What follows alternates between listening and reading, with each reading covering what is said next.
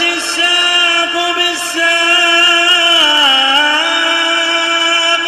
إلى ربك يومئذ المساق. الحمد لله رب العالمين والصلاة والسلام على رسوله الأمين وعلى آله وأصحابه ومن تبعهم بإحسان إلى يوم الدين. Amma ba'd. Pada pembahasan yang lalu kita telah mempelajari beberapa hal seputar Dajjal, mulai dari sifat-sifatnya, kemudian dari mana awal keluarnya serta pengikutnya. Nah, dari mana asal keluarnya Dajjal ini, atau keluar pertama kali muncul di mana? Indahnya Ubay. Dari arah timur tepatnya,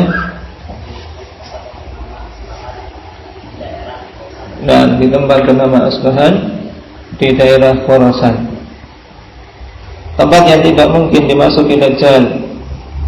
Indahnya Akbar. Makkah dan Madinah. Secara khusus di sana ada beberapa masjid yang datang nas tidak akan mungkin Dajjal bisa memasukinya. Indahnya Ridwan. Masjid Nabawi, Masjidil Haram, Masjidil Aqsa, Masjid Tur. Nah,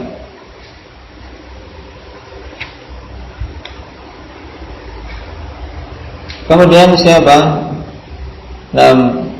yang menjadi mayoritas pengikut Dajjal? Indah Iqra.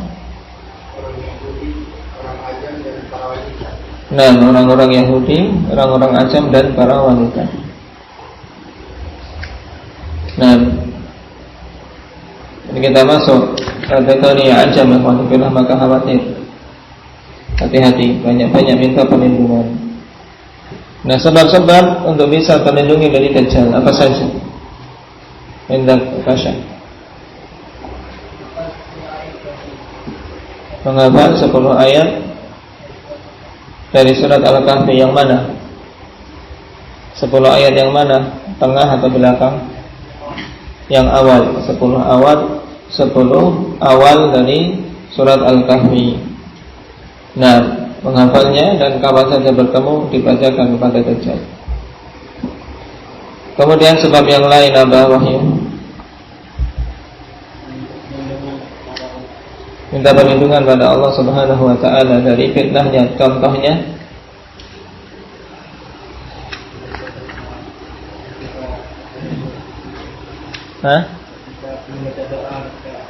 membaca doa setelah selesai tasyahud sebelum salam. Doanya bagaimana bunyinya?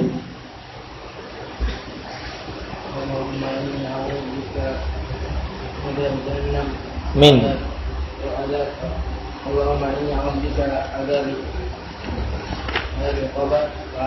azabil qabri.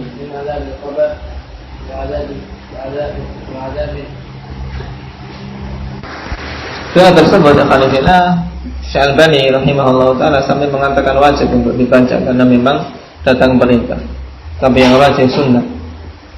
Allahumma inni a'udzubika min azabil qabri wa min azabi jahannam wa min fitnatil mahya wal mamat wa min syarri fitnatil masihid dajjal. Nah, sebab yang lain, Abdullah.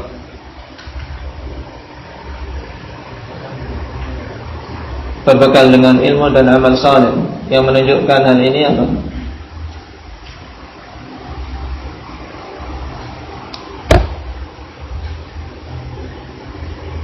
Nah, dengan ilmu dia mengetahui fitnah Dajjal dan kokoh, karena ilmu sebab kekokohan jelas. Nah, oleh karena itulah para anbiya terus menerus menyebutkan tentang apa? Perkara Dajjal. Nah, memberikan peringatan kepada umat. Adapun amal saleh jelas Rasulullah SAW merintahkan dalam hadis badiru bil a'mali sittan. Bersegeralah beramal sebelum datangnya 6 perkara, di antaranya khurujud Dajjal, keluarnya Dajjal. Baik. Sebab yang lain lagi.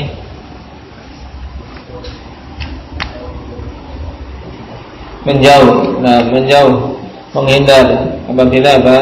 Datang berita keluarnya Dajjal. Berusaha untuk tidak bertemu dengannya. Karena seseorang sangat khawatir alhamdulillah ketika datang fitnah kok dia mendekati akan terseret dalam fitnah tersebut. Sebagaimana kata Rasulullah SAW, "Man sami'a bid-dajjal falyan amin." Siapa saja yang mendengar keluarnya Dajjal maka menjauhlah darinya. Baik. Sebab yang lain, Pak Umar.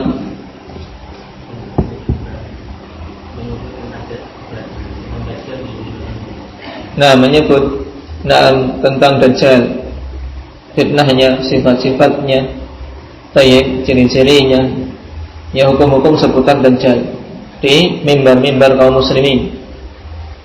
Nah, karena datang nas dari Rasul sallallahu alaihi wasallam bahwasanya di antara tanda keluarnya Dajjal tatkala manusia sudah lalai dari menyebutnya dan memperingatkan umat darinya. Hadis siapa kemarin? Hadis Sa'ad ibn Jathamah. La yakhruju Dajjal hatta yadhala an-nasu an dzikri wa hatta tatruka al-a'immatu dzikrahu 'ala al-manabir. Dajjal tidak akan keluar sampai manusia lalai dari menyebut-nyebutnya, dan sampai para imam-imam masjid meninggalkan menyebut-nyebut Dajjal di atas mimbar. Maksudnya menyebut Dajjal untuk memperingatkan umat darinya. Nah, kita masuk pada pembahasan berikutnya. Qala al-Imam Ahmad rahimahullahu ta'ala, wa anna Isa ibn Maryam yanzilu fayaqtuluhu bi babi Luddin. Dan beriman bahwasanya Isa bin Maryam telah akan turun kemudian membunuh Dajjal di tempat yang namanya Babul Ludd.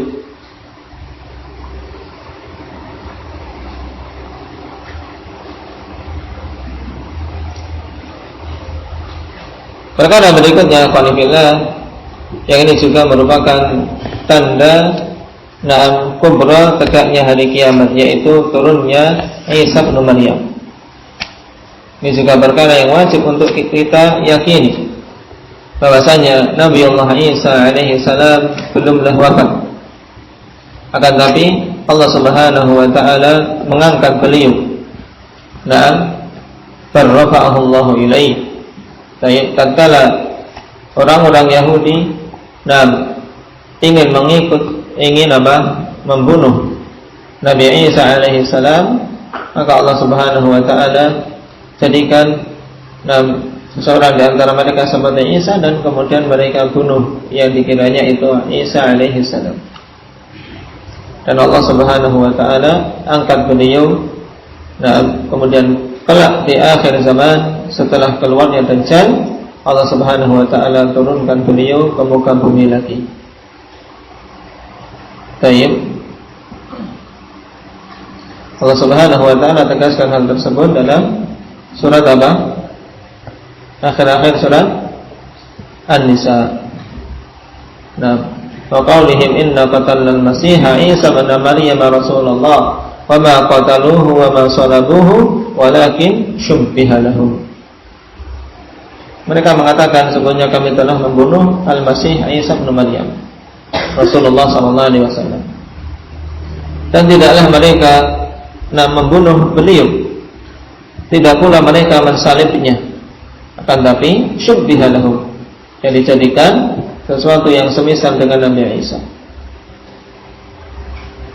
Ini jelas menunjukkan pula sesatnya orang-orang Nasara tatkala berkeyakinan bahwasanya Nabi Allah Isa itulah yang disalib, yang kemudian mereka sembah.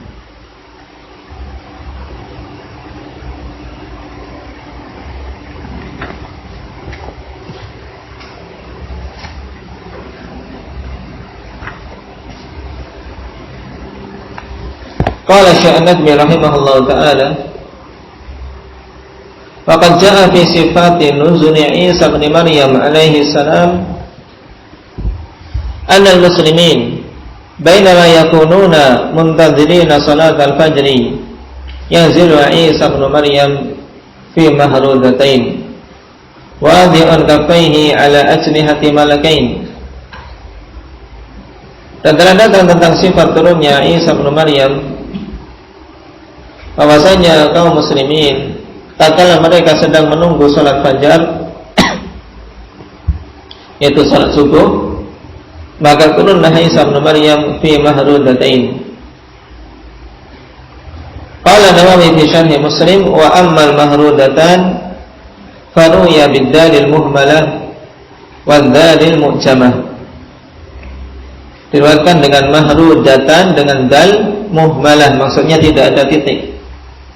Sedangkan dal al-mu'jamah maksudnya dal yang ada titik, ya.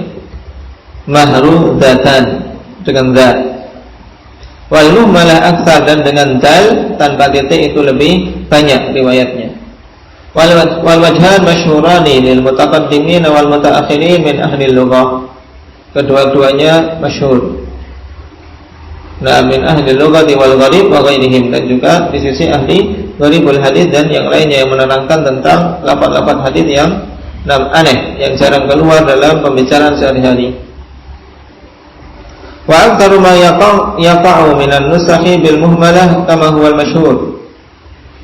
Wa ma'nahu labisun mahrudatain ay thawbaini masbughaini biwarsin thumma biza'faran wa kilahuma shiqqatan wa shiqqah nisful mala'ah. Baik. Jadi mahrudatan adalah sifat untuk pakaian, yaitu dua pakaian yang dicelup dengan wars. Kemudian diberi minyak za'faran. Baik. Dan dikatakan bahwasanya ini dua lembar, yaitu dua pakaian yang yang terpisah. Baik. Intinya ini sifat untuk pakaian yang dipakai oleh Nabi Allah Isa alaihi salam, di mana beliau turun fi mahrudatain, yaitu dalam keadaan memakai dua pakaian yang sifatnya tadi, dicelup dengan waras dan diberi minyak za'faran, menunjukkan bagusnya dan harumnya.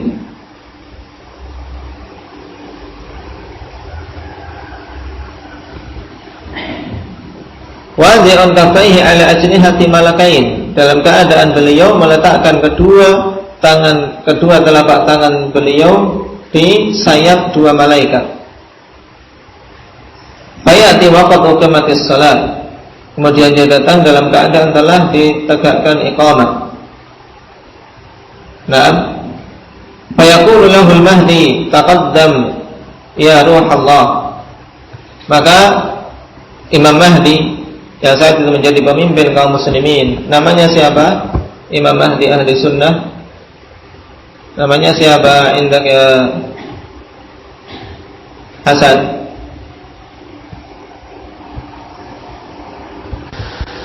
Muhammad ibn Abdullah. Baik. Maka Imam Mahdi rahimahullah ta'ala berkata kepada Nabi Isa, taqaddam ya ruh Allah, maju untuk mengimami kami wahai ruh Allah. Fayaqul a'immatukum minkum, maka beliau kemudian mengatakan imam kalian adalah dari kalian sendiri. Dalam hadis takrimat Allah li hadhil ummah, sebagai bentuk pemuliaan Allah terhadap umat ini. Sehingga yang mengimami saat itu adalah Imam Mahdi rahimahullah ta'ala dan Nabi Isa sebagai makmum. Ini menunjukkan tentang keutamaan umat Muhammad sallallahu alaihi wasallam. Tsumma yakhruju yatba'u dajjal. Kemudian beliau keluar untuk mencari Dajjal. Wa bi yadihi harbatun fayudrikuhu bi babiluddin. Nah, dan di tangan beliau ada harbah, yaitu tombak pendek. Kemudian beliau mendapati Dajjal di Babilud. Nah, Babilud huwa bidhammil lam wa tasydidid dal, luddin. Nah, masrufun maksudnya apa? Munsharif, ada tanwinnya. Wa huwa baldatun qaribatun min Baitul Maqdis, yaitu suatu negeri yang dekat dengan Baitul Maqdis. Baik. Kalau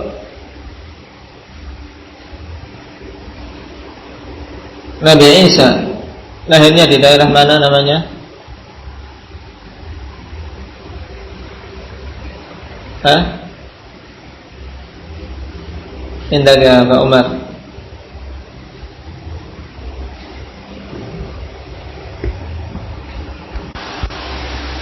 Nah, saya jelas beliau lahir di daerah Palestina. Baik. Di Baitul Lahm, daerah Baitul Lahm. Cuman lahirnya tidak sebagaimana diklaim oleh orang-orang Nasara di tanggal 25 Desember yang mereka rayakan dengan perayaan Natal. Apa yang menjadi dalil bahwasanya klaim orang-orang Nasara tersebut batil?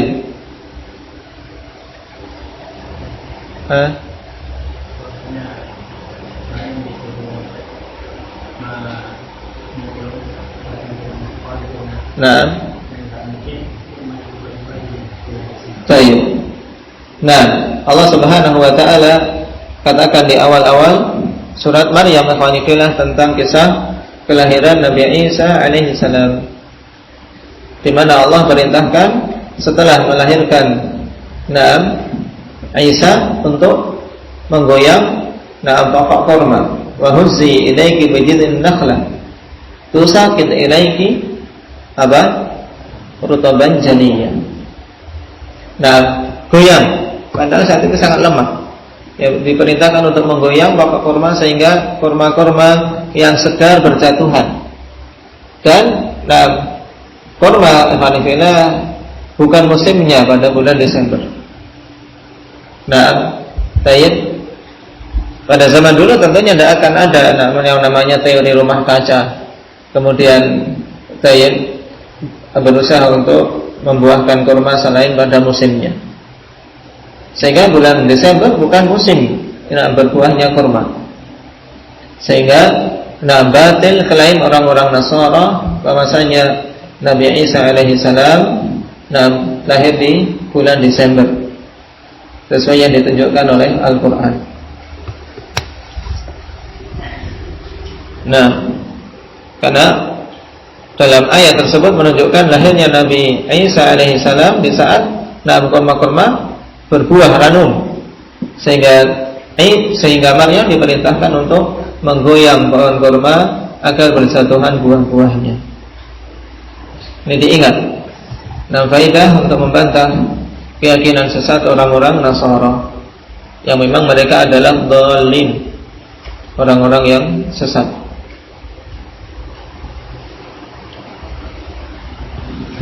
Kemudian berhubungan dengan turunnya Nabi Isa alaihi salam, telah datang hadis-hadis yang mutawatir. Jadi hadis tentang turunnya Isa alaihi salam mencapai derajat mutawatir.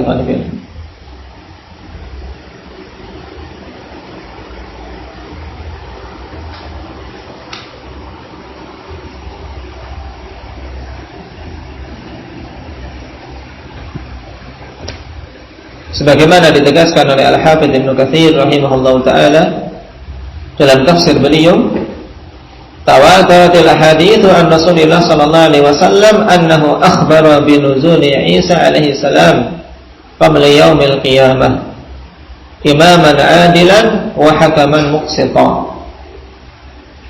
Telah mutawatir hadis-hadis dari Rasul sallallahu alaihi wasallam bahwasanya beliau mengkabarkan tentang turunnya Nabi Isa alaihi salam sebelum dan tegaknya hari kiamat sebagai imam yang adil, pemimpin yang adil dan hakim yang adil, muqsid. Kemudian beliau yang menyebutkan sekitar 18 hadis tentang turunnya Nabi Isa alaihi salam.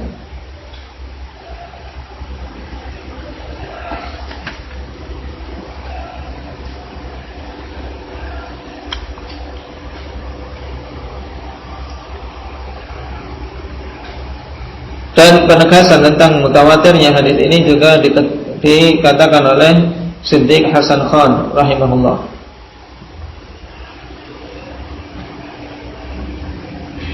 Dalam kitab beliau Al-Idza'ah.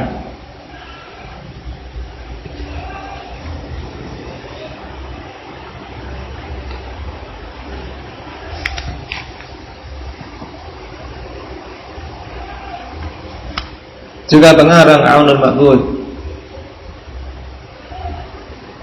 Dan dari kalangan mutaakhirin Imam Al-Albani rahimahullahu taala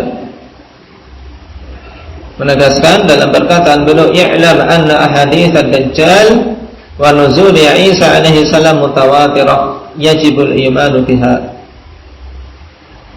Wa la tamtarra biman yad'i fiha annaha ahaditsu ahad."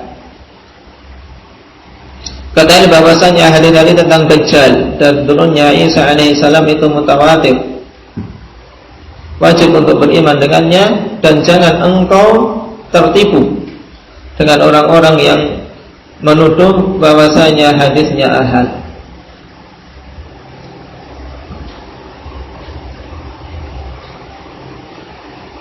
Nah,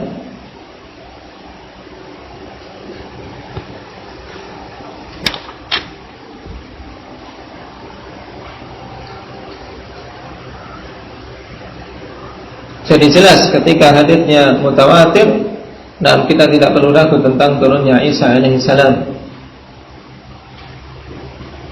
Dan ini merupakan keyakinan ahli sunnati wal jamaah, tidak menyelisihinya kecuali ahli bidah.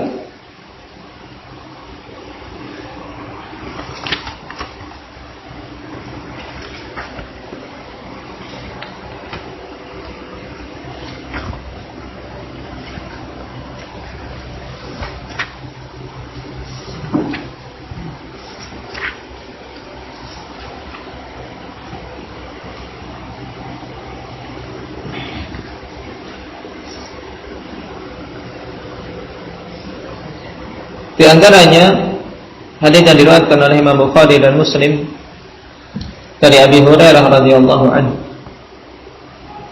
di mana Rasul sallallahu alaihi wasallam bersabda, "Walladzi nafsi bi yadihi la yushikanna an yanzila fiikum ibnu Maryam hakaman adla fayaksir as-salib wa yaqtul al-khinzir wa yad'a al-harb wa yafidhu al-mal hatta la yaqbalahu ahad hatta takuna sajdatan wahidah khairan minad dunya wa ma fiha." Demi zat yang jiwaku berada di tangannya, sungguh hampir-hampir akan turun pada kalian Ibnu Maryam sebagai hakim yang adil. Kemudian dia akan mematahkan salib-salib yang dilakukan oleh Nabi Isa alaihissalam, dan mematahkan salib sebagai bentuk pengingkaran terhadap kekufuran dan penyimpangan orang-orang Nasara. Wa yaqtulul khinzir, dan membunuhi babi-babi. Wa yada'al harb, dan meletakkan peperangan. Dalam sebagian lain al-jizyah, maksudnya tidak ada pilihan apabila kecuali masuk Islam ataukah dipenggal. Tidak ada jizyah lagi setelah turunnya Nabi Isa alaihi salam. Adapun sekarang masih ada pilihan bagi orang-orang yang tidak mau masuk Islam tapi mereka mau membayar jizyah, maka diterima. Tapi kalau ketika Nabi Isa alaihi salam turun, maka tidak berlaku lagi jizyah. Jadi pilihannya adalah masuk Islam atau diperangi. Kemudian wa yafidul mal hatta la yaqbalahu ahad, harta melimpah ruah sampai tidak ada seorang pun yang menerimanya dikarenakan semuanya berkecukupan, tidak butuh diberi, tidak butuh sedekah. Sampai-sampai satu sujud itu lebih bagus daripada dunia dan seisinya. Nah,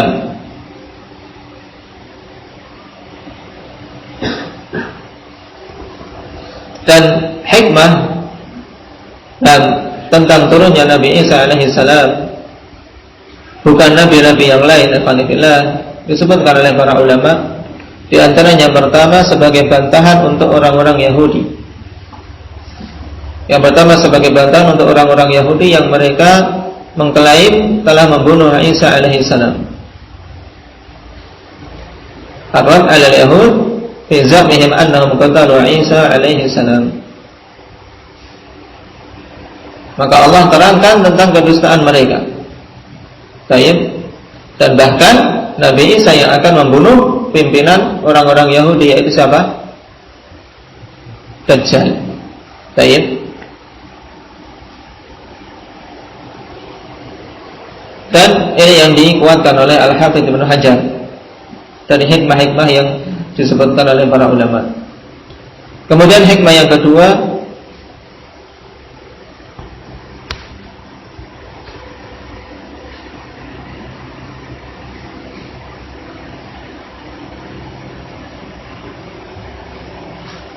sungguhnya Isa alaihissalam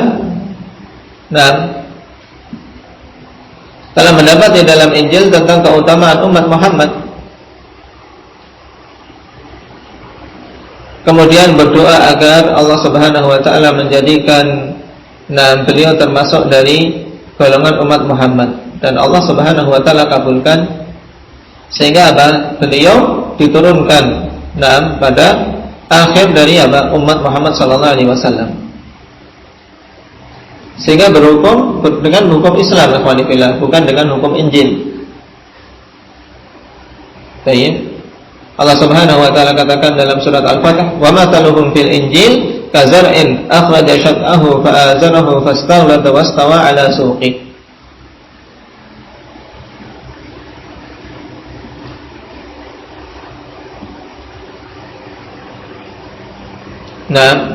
Dan ini benar bahwasanya umat Muhammad diagungkan, telah disebutkan keutamaannya dalam kitab-kitab sebelum Al-Quran.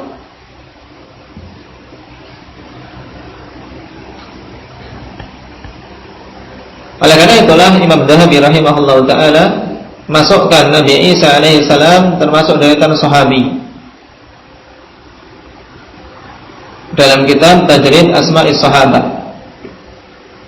di mana Imam Dhahabi menyebutkan bahwasanya Nabi Isa termasuk deretan sahabi dalam Tajrid Asma'is Sahabah. Beliau katakan Isa bin Maryam sahabiyun wa nabi. Seorang sahabi dan seorang nabi. Loh, bagaimana ini? Pengertian sahabi apa indahnya Aba Kahwan?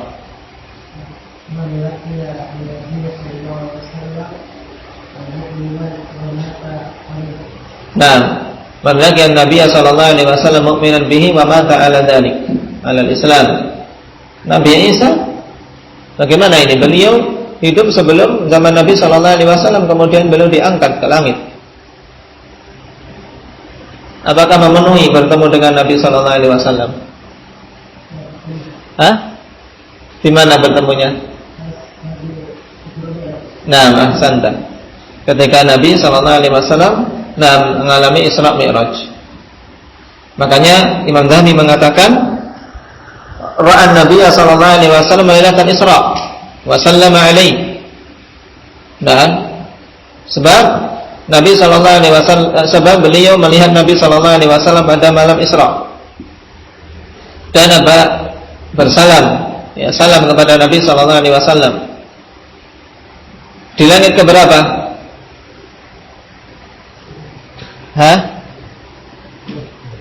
Di langit kedua.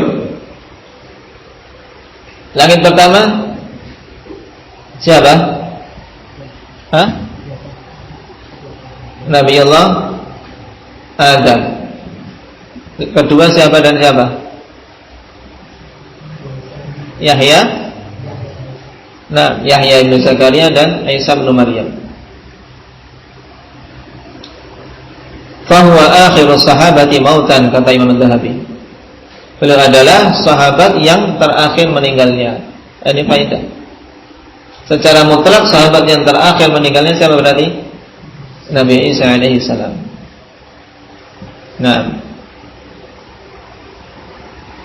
Oleh karena itulah pembahasan sahabat-sahabat biasanya yang selain Nabi. Cuman Nabi Isa memiliki keistimewaan yang lebih utama dari sahabi, yaitu apa? Nabi. Oleh karena itulah ya biasanya mencukupkan dengan apa? Dengan derajat beliau yang paling tinggi tadi, yaitu bahwasanya beliau adalah Nabi atau Rasul, bahkan termasuk ulul azmi minar Rasul. Tapi kalau mau disebutkan semua keutamaan beliau, diantaranya beliau Nabi dan beliau juga sahabi. Baik.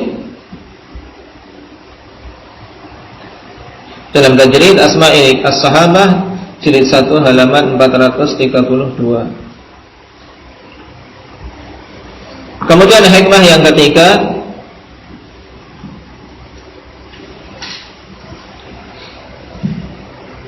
turunnya Nabi Isa alaihissalam dari langit dikarenakan dekatnya ajal beliau, sehingga beliau dikubur di bumi. Sebab tidak ada satu makhluk pun yang berasal dari tanah kecuali ia akan dikembalikan ke tanah. Karena beliau diangkat sehingga sebagai bentuk sunnah kauniyah, maka beliau pun diturunkan kembali untuk apa? Meninggal di muka bumi.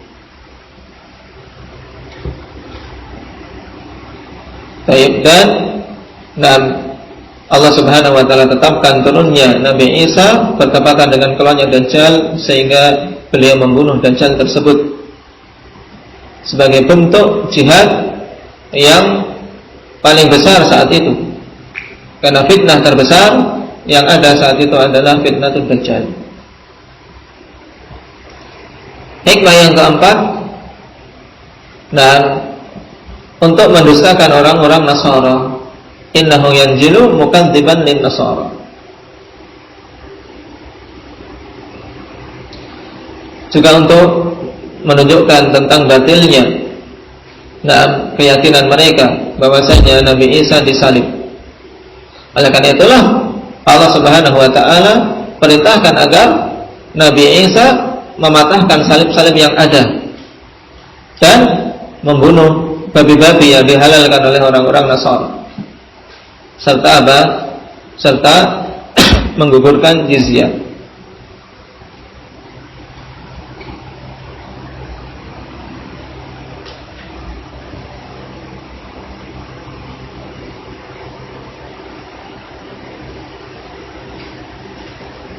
Baik. Ini 4 di antara hikmah-hikmah yang disebutkan oleh para ulama tentang turunnya Nabi Isa alaihi salam ke muka bumi, bukan nabi-nabi yang lain.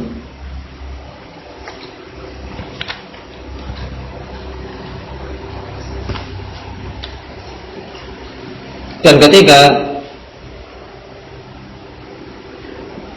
Nabi Isa turun kefanfilah yang sifatnya sebagaimana disebutkan di depan. Meletakkan kedua telapak tangannya di antara sayap para malaikat. Kemudian baina mahrudatain, dengan 2 pakaian yang bagus. Kemudian juga sifat beliau alhamdulillah disebutkan dalam hadis-hadis yang ada.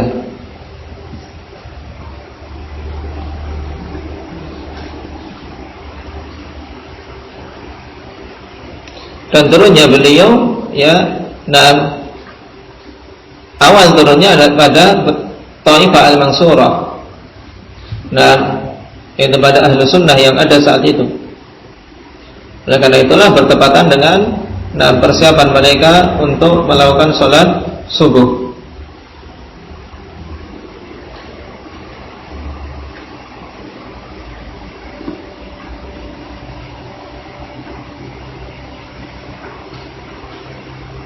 Dan Ibnu Katsir rahimahullah taala menegaskan, "Nah, hadha huwa al-ashhar fi mawdi'i nuzulihi annahu 'ala al-manarat al-bayda asy-syarqiyyah bi Damashq." Beliau turun di atas menara putih. Bagian timur Damaskus. Faqad ra'aytu fi ba'd al-kutub annahu yanzilu 'ala al-manarat al-bayda syarqi jami' Dimashq. Fala'alla hadha huwa al-mahfuz. Wa laysa fi Dimashq manaratun tu'rafu bi syarqiyyah siwa allati ila janibil jami' al-umawi bi Damashq min syarqiyyihi. Dan dalam sebagian kitab disebutkan pada menara putih bagian timur Masjid Jami' Damaskus. Dan ini kemungkinan yang terjaga. Kenapa? Karena di Damaskus tidak ada menara yang dikenal dengan syarqiyah,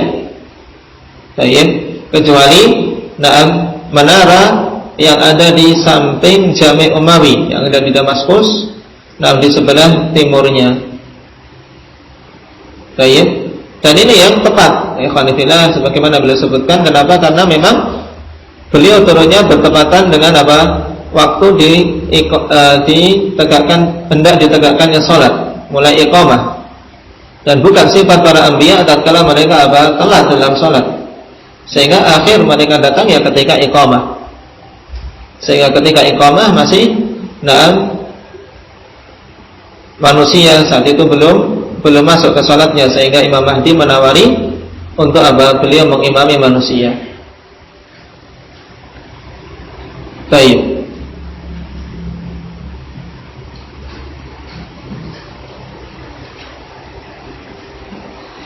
Dan merupakan hikmah juga yang memang Allah Subhanahu wa taala telah tetapkan, disebutkan oleh Ibnu Katsir dalam Nihayah Fitan wal Malahim,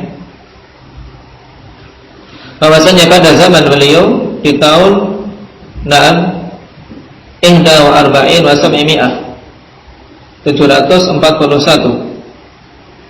kaum muslimin memperbarui menara dan dibangun dengan batu putih min hijaratin bid, wa kana bina'uha min amwali nasara alladhi harraqul manara allati kanat makanaha. Dan pembangunan itu diambil dari harta orang-orang Nasara. Hikmahnya ini. Yang dulu mereka telah membakar menara tersebut yang berada di tempat tersebut. Wa la'alla hadha yakunu min dalailin nubuwwatil dhahira haitsu qayyada Allah bina'a hadhihi al-manara min amwalin nasara liyazila Isa ibn Maryam 'alaiha fayatul al-khinzir wa yaksir as-salib wa la yaqbalu minhum jizyan walakin man aslam wa illa qutil wa kadzalika ghairuhum minal kufar. Dan kemungkinan ini adalah termasuk bukti-bukti kenabian yang jelas, di mana Allah Subhanahu wa taala persiapkan pembangunan menara tersebut dari dari harta orang-orang Nasara yang berdusta atas nama Isa bin Maryam. Untuk Nabi Isa turun di sana, kemudian membunuhi babi-babi dan mematahkan salib-salib yang ada serta menggugurkan jizyah. Hanya ada dua pilihan, masuk Islam ataukah dibunuh. Ini untuk semua orang-orang kafir. Jadi tempat turunnya Isa di Menara Putih, bagian timur Masjid Damaskus. Kemudian mengenai sifat dibunuhnya Dajjal, alhamdulillah, juga diterangkan oleh Nabi sallallahu alaihi wasallam.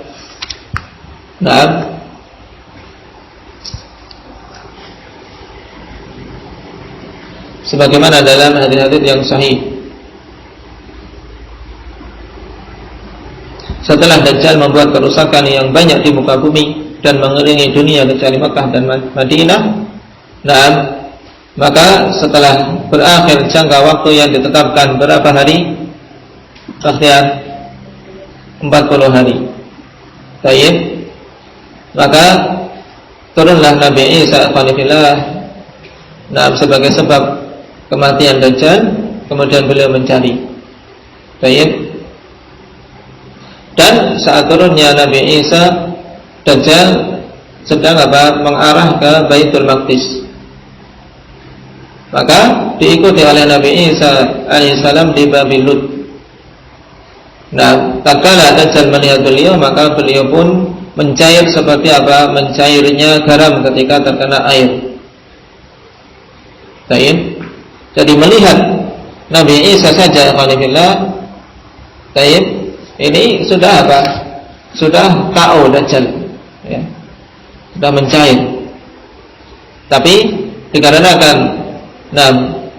Nabi Isa punya jatah untuk menusuknya dengan tombak beliau sebagai sebab kematiannya, maka beliau pun membunuh dengan tangan beliau sendiri.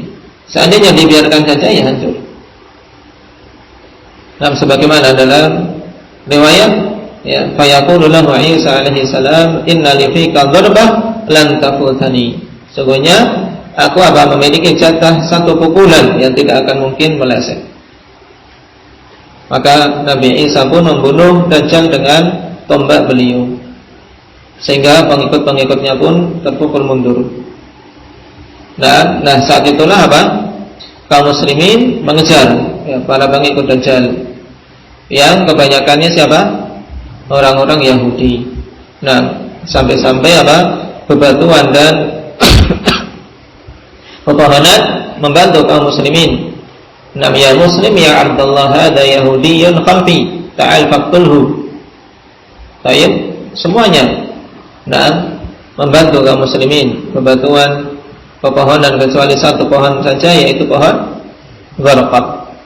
Karena ini syajarul Yahud, pohon Yahudi. Wahai muslim, wahai Abdullah, ini orang Yahudi di belakangku, ayo kemari bunuh dia. Ini juga isyarat kepada kita semua ikhwanifillah, bahwasanya yang bisa memenangkan untuk membunuh orang-orang Yahudi dan mengalahkan mereka, ya mukmin Abdullah, seorang yang beriman dan betul-betul hamba Allah, bukan hamba dunia, bukan orang-orang munafik.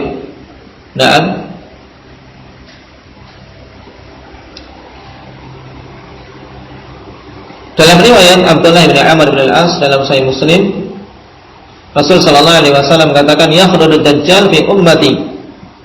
Kemudian beliau terangkan sifatnya di akhir hadis, fayab'atsullahu Isa bin Maryam ka'annahu Urwah ibn Mas'ud. Ini sifat fisik beliau seperti Urwah ibn Mas'ud.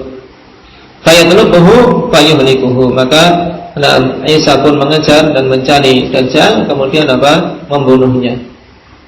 Kalau Dajjal dipermisalkan seperti siapa dari kalangan manusia? Seperti Abdul Uzza bin Qatan. Ini Dajjal seperti Abdul Uzza bin Qatan. Kalau Nabi Isa dipermisalkan seperti Urwah bin Mas'ud. Kalau Jibril ketika datang dalam hadis yang masyhur seperti siapa? Dihya Al-Kalbi. Ini tingkat-tingkat faidah-faidah unik tersebut. Barakallahu fikum. Naktabi bihadza, subhanakallahumma bihamdika, asyhadu an la ilaha illa anta, astaghfiruka.